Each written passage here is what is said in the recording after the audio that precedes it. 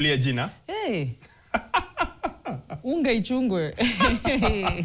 So that's our news for tonight on Sport On. Now we shift gears and get on to what's coming up as far as Kenyan women's rugby is concerned. A big Continental Cup is going to happen in Kenya from May the 23rd, and last week, Madam Midecha here went out to speak to the people who matter, to speak to the people who manage our Kenya rugby team. Here is her interview. The Rugby Africa Women's Cup is coming to Nairobi, and there's no better conversation to have than the conversation of women's rugby. This time, the 15s ladies are bringing it home. Can they keep it here, or what exactly is going to be happening? My name is Gladys Midecha, and this is Sport On. Welcome, gentlemen and lady. Thank you. Well, of course, Follow there. Nice to have you here. Coach Joff, Cap Natalie.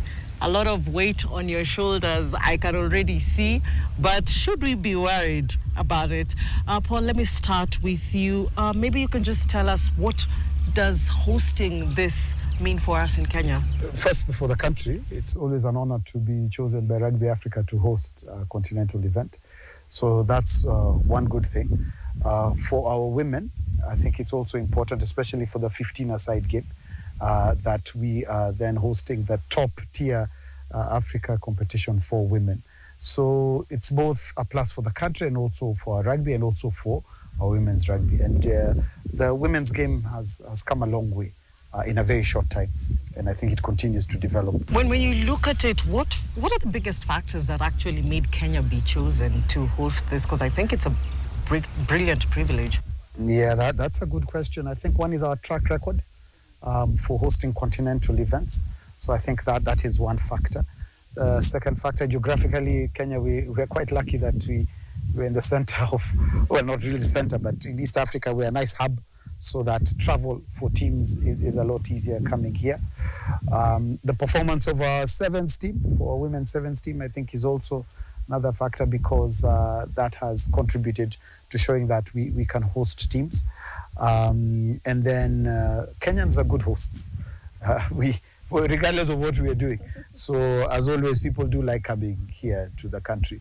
And that, I think, has also given us an opportunity to be able to bid for such events. Well, let me rope in Coach. Coach, how have you been? I'm fine, Gladys. How are you? I'm good. I just want to know how the preparations have been so far.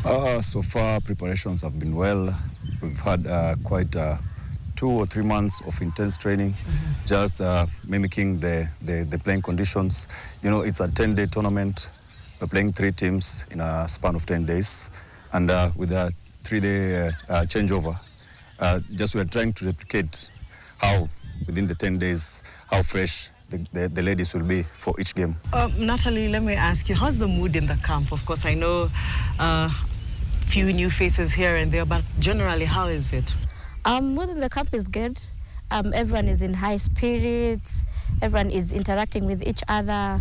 We are coming together, connecting, being tighter, being a tight-knit group, which really helps on and off the pitch. Yeah. Well, I don't know between Paul and Geoffrey who's going to answer me this question, but let's now talk about the technical side of this team right now, being focused on, playing at home. Last year, we didn't do we had mixed results. What have we changed coming into this tournament? Maybe I can take that. Yeah. Playing at home, as the Dio has said, is always a great pleasure for any player. For us, it's not a pressure. For the ladies, I can say they are playing for the country, they are playing for their families, for their friends, so it will be a plus for them. Paul, I think this is your question now. Yes. Logistically speaking, medical, a lot of things really come into this.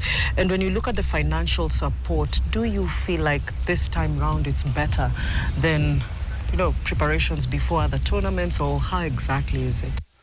Well, our 15s girls, it's always been a challenge drawing in sponsors, because most people always want to be associated with the sevens. So, but as always, the Kenya Rugby Union, we've done whatever it is that needs to be done to make sure that they prepare well.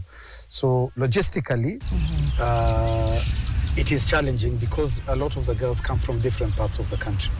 So it is quite expensive because when you bring them into Nairobi, you must house them. You've got to feed them.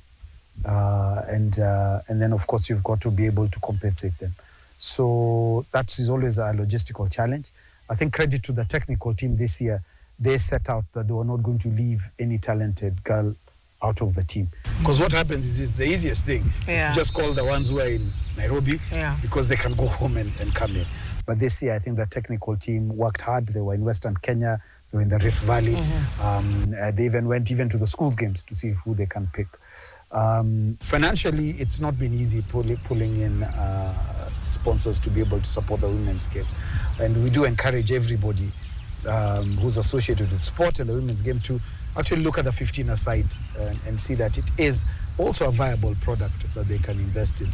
So even with all these challenges, we've still said that we must give our girls the best opportunity to be able to play their best. Well, it's interesting. I have 3 people here who know so much about women's rugby, but I'm going to ask you each, do you think women's rugby in Kenya has grown?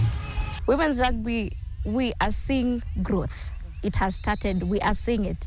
Because even for us, for Kenya to host the 15th tournament, it's growth. For it to come year in, year out, it's growth. We have, at least the conversations are being heard, the conversations, people are actually listening. So tumetoka kwa ground where we were. So we've started coming up. So we just need the momentum to get there. Coach? Yeah, I can echo my captain there. Yeah.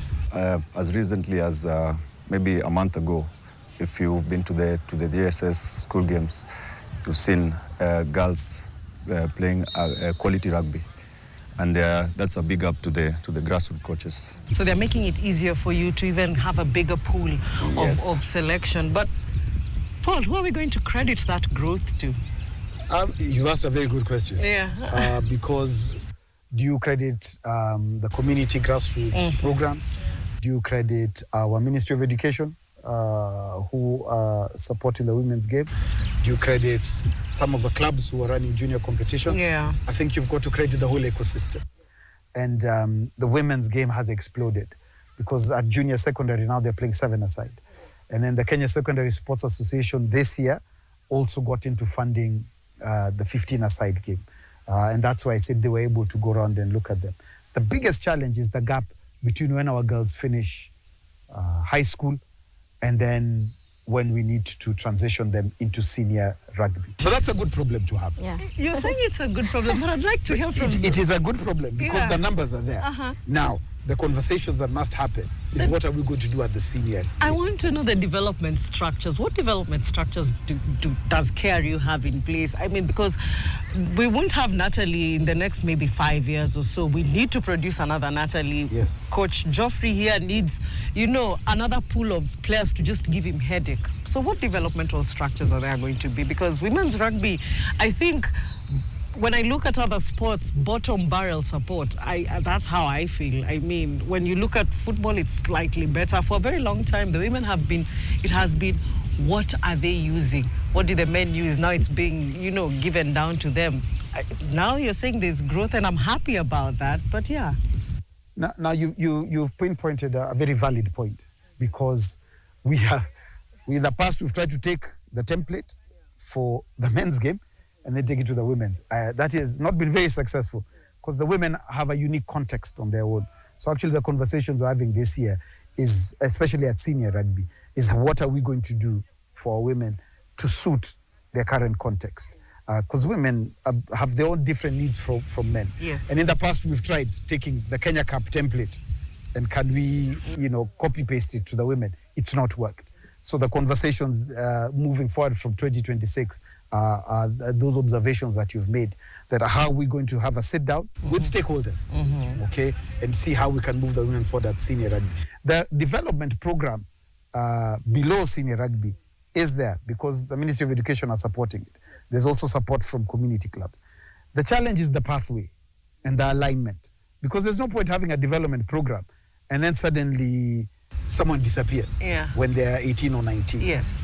So we're now trying to align these pathways right from the junior secondary school into senior secondary school, into universities, into clubs, and then into the Lionesses. Well, that's interesting. You've been a sevens coach, been a sevens player, but how do we now balance Kenya sevens and 15s, especially in the women's game? Because you've said the numbers are there, but I don't feel there are enough competitions that are helping the women. There are not enough competitions for the women at senior rugby. Agreed. And I think there are some things I must put my hand on my heart and accept that, yes, we don't have enough competition for them. And there are a lot of conversations in looking to see how to develop competitions. The women's program is actually the most seamless because all the women who played sevens are here. Yeah. Yes. You don't find that seamless transition sometimes with our men's team. So in terms of the women's team, we've been able to do that. The technical team for the sevens team are actually all here as well, the Lionesses. So in terms of transfer and cross-pollination of knowledge, technical ability, playing resources, the women's game is doing that well. And I think that is fantastic because it means we can be able to harness all the resources we have in the women's game. So I think moving forward, if we continue with this transition and keep sharing those resources, it will work. But we must do better in terms of creating more competition for women at senior rugby. Okay. Coach, sevens coach, 15s coach, now you're trying to blend in that together. How difficult is it right now? How easy is it? Because now you're taking probably someone who's just so used to sevens, bringing them into 15s and, expecting a lot from them. I can say rugby it's a technical sport, and nothing changes much from the 15th side to the 7th side. It's just the numbers that increase, but the basics, technical, transition, tactical, they remain the same. Well, Natalie, maybe you can tell me how it is engaging the new girls on board. This is a very mental game. It's very physical, and sometimes, you have those breakdowns. How, as captain, do you make sure, you keep them motivated, keep them staying there? First thing, the camp really helps because in normal days, you finish training, everyone goes their separate ways. So now here, you're living together, you're eating together, you're everywhere together. So it's like you reinforce. It's like now you become a family. You're your sister's keeper. You can't just sit here and your sister is suffering and then you just look at your sister. Oh, okay, interesting. I want us to move a bit to performance. Coach, I'm going to start with you, of course. Kenya, we are here, we are doing very well, but there's a huge gap. When you look at South Africa, that's, I think, one of our biggest competitions, but there's still that gap. What are some of these gaps that we have that, South Africa is currently trying to bridge? First of all, I would say the facilities. I can tell you for a fact, South Africa have a high-performance facility at Stellenbosch, where they come for even 3 months. For us, having a facility like that will be a great privilege because our girls will replicate the high-performance environment each and every time they go out to perform. Paul, maybe you can talk to me about, we struggle with consistency. We do very well in some games, and then in other games, we just wonder if it's the same team, and you're like, oh, hey, what's going on, What is causing these fluctuations in our performance? I think could be 2 areas. One is the micro skills. A lot of girls currently, not all of them started the game when they were young. So when you start playing a sport late, there's some micro skills that sometimes are not as developed as others. So when you see fluctuation in performance, some of it is due to the micro skills. I know the technical team have been working very hard to try and get some of those micro skills developed. The second one is conditioning. Especially with our 15s girls, we've not had a very consistent season. So they're not as battle-hardened in terms of being match-ready as you'd like. So sometimes conditioning does play a part in terms of having inconsistent performances. So, Coach, what do you do when you have these problems? Because now that is now you. Yes, I think we work with the best way we can with the resources we have and try to get as much out of the ladies as we can. I would say performance-wise, we've been better. Skill-wise, we've improved quite a lot. Yeah, and those are the areas that really matter. Yes, they really matter. Skill-wise, we're improving. But when you look at our performance, let's say the last 1 year, 2025, yes. Excellent performance by the girls in sevens. Then towards the end of the year, we start dipping and then coming back again and dipping. And, you know, it raises a bit of concern. And when you look at a player, sometimes you feel like they're too much overwhelmed. How do we address the issue? Young players coming through the system haven't played, as I told you, the international tournaments. Mm-hmm. So maybe you find some of them is their first international tournament, and how they don't know how to react under pressure. Mm-hmm. So it's just a matter of time, being patient with them, for them to improve. This is your question. Okay. Are women players being treated better? You've played the game for a while. I want to know this year and probably the last 1 year or 2 years, are you guys getting better treatment, getting better support? It is improving. Okay. We're not there yet. I won't lie. We're not there yet. But we have started seeing signs of improvement. Yeah. Just for example, last year we had a very short training time, and then we didn't have camp. Mm-hmm. But now this year, you see, we started training a bit earlier, so we had time to build, and then now we have camp. So it is improving. Paul, I'm going to ask you some very tough questions right now, because I think at the end of the day, when you're dealing with a women's team, there are bound to be issues. And sometime last year, we had a report, a safeguarding report about a coach. And I'd just like to know, where does the matter currently stand? Yes, so I've got to be careful with this one, because I think it's all gone in front of the courts as well around an employment issue. So that matter is from a safeguarding perspective. We had an independent committee who came in. They did an investigation, gave a report to the board. The board adopted the report, and certain recommendations around safeguarding have been given, which we've taken on with our women, particularly at the national team. Safeguarding is a very broad area. And what constitutes safeguarding, I think there's still a lot of ignorance around it. I mean, that's the lesson we learned from that. From a legal perspective, I think the matter is before the courts, so I can't make too many comments around that. Yeah. So that whole incident triggered some changes within the technical team. But what it did to us is that we had to have a long and hard look at our safeguarding, particularly of our women from the national team, but also broadly speaking within the ecosystem of the game, going down to clubs. Now we address it. So soon you'll be seeing that we'll be rolling out, especially with this, with our new season about to start.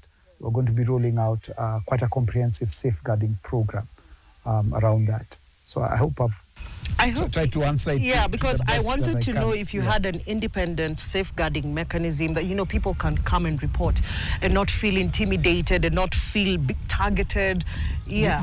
And that is, in fact, that exactly is the challenge. Mm-hmm. And again, that needs to be from policy board level right down to operational level at the Kenya Rugby Union. Because one of the things with safeguarding is when victims feel that they cannot be heard or they feel intimidated, they would come forward. Yeah. Particularly when you're dealing with females who are maybe working under a male, you know, and that is a culture that I have found in the year that I've been the director of rugby. And cultures, you know, cannot be changed overnight. But what's important is we're going to try and set up frameworks that will allow our girls particularly to feel that they're in a safe environment where they can be heard and where they'll not be victimized if they come forward with any safeguarding concerns, because that's also the challenge sometimes. Yeah, but what accountability measures do you think are there in place to ensure that the safeguarding policies are just not documented? And that's a good question you've asked. And one of the recommendations were given by the safeguarding department, the Ministry of Sport, is we need to set up an independent safeguarding committee. For example, would I investigate the chair of the board? Yet I'm salaried. Yeah,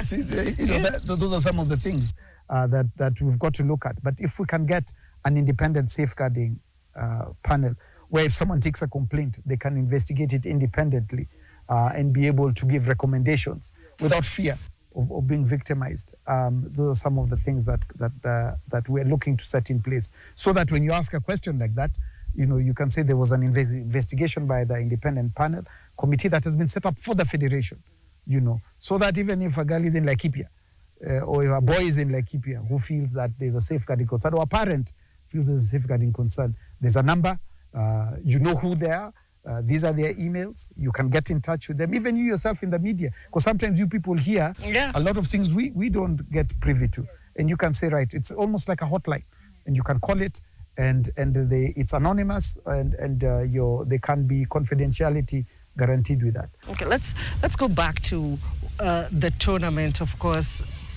Captain, you are inspiring the next generation of girls, and we've not seen the fan support that we've been expecting. We've not seen sponsors coming on board and cooperatives and all that getting involved. I know right now you guys are mentally strong because you're not letting it get to your head, but what would you like to see as Kenya is hosting this tournament for 10 days, 10 good days? This is a very good opportunity for sponsors. Imagine you're sponsoring 15 women in Kenya. That is a very big platform for you. We welcome anyone who is willing to come and stand with us. We promise the best. We will do the best of our abilities on that day. So it's a lively tournament. Mm-hmm. It's very fun. 15th game is usually very fun. I know people like it because there's contact on contact. Yes. And we probably it's rugby. That's what rugby. guys say. That's what people want to come and see. People want to come and see you hitting someone else. Okay. Contact and fun, and it's fun in one word. Mm-hmm. You want to be associated with that lively happiness performance. Yeah. You want that. Mm-hmm. So if you do, please. Very free. We are open to anyone. Okay. Coach, what do you think we should expect from you and your team this year? Because, the pressure of having it at home is just on another level. And, guys just turn out in numbers and come there. But what should we expect from you and your girls? Yeah, we sat down as a group, technical and players, and decided for this tournament, we're going for gold. But we're going for gold. Playing each game at a time. Mm-hmm. We know all our opponents, they are good teams, but we'll approach each match at a time. Beyond hosting, how do we make sure that, not just hosting, but what legacy do we want to leave behind even as we host this tournament? I think the biggest legacy we can leave behind is that the women's game at senior level now picks up and has consistency in terms of competition. That these women can play in just below the national team. Yeah. Because if they're playing competitively year in, year out regularly, then the standards will improve. So I think that can be the biggest legacy. And then that helps with the pathway from our girls in high school, moving into club or senior rugby, and then moving to the national team. So long-term development for rugby, what's the end goal? What should we, look forward to in the future? The future of the game really is, hopefully, if clubs can embrace the women's game, where every Kenya Cup team has a women's team. Yeah. So when Queens are playing Impala, the game before that is Queens women versus Impala women. Mm-hmm. If Cabras are playing Oilers, yes, the game before that is the Oilers women and Cabras women playing. That really, I think, is the long-term future for, how I see the future for the game. Of course, the conversation to have that in reality is different, but if that can be happening in future, then you see we're moving in tandem with our women. Whether the men's game is here and the women's game is still below the men's game. You need more clubs, you need more teams, you need more girls, you need everything from these guys.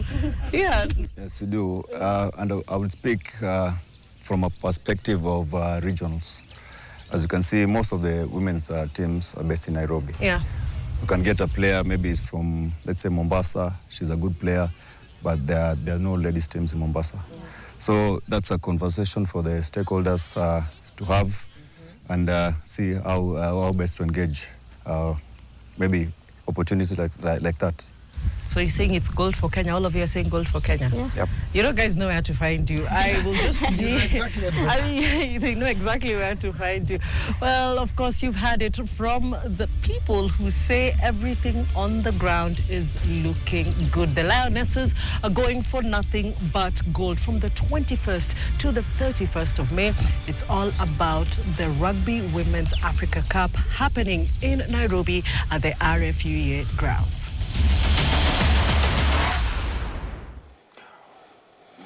Really, really, really nice interview there by my very own niece, Madam Idecha. Good job well done. Thank you. I hope they can go on and finish the job. South Africa are the top team when it comes to this tournament. They've won it, I think, every single time. Yes. Kenya, we've been second 3 times. Yeah.